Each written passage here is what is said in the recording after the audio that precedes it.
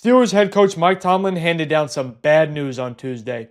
After wide receiver George Pickens missed last week's game against the Cleveland Browns, he's on pace to miss yet another against the Philadelphia Eagles.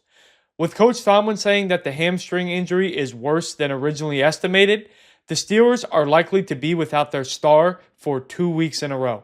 But just hours prior to his weekly address, the Steelers and the rest of the NFL just received a shot at signing a well-known wide receiver and one that makes a lot of sense for the Pittsburgh Steelers.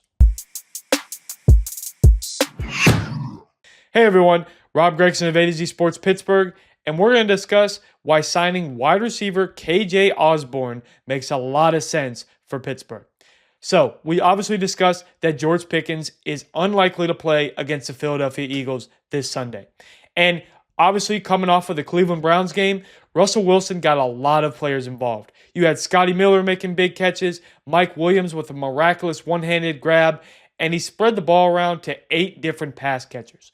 But if the team doesn't have George Pickens against what will be by far their truest test of the season against a vaunted Eagles defense, they're going to be in for tough sledding. No matter how much they want to run the ball, stay on schedule, and play complementary football, you're going to need to be explosive against Vic Fangio and his defense.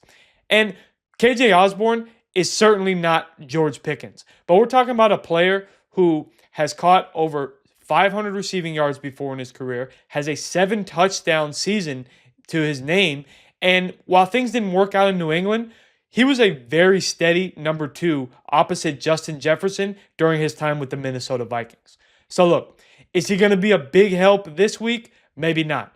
But as Coach Tomlin added in the presser, they want to be cautious with George Pickens. The team has 3 games in 11 days, starting with the Eagles, followed by the Ravens, and then a Christmas Day game against the Kansas City Chiefs.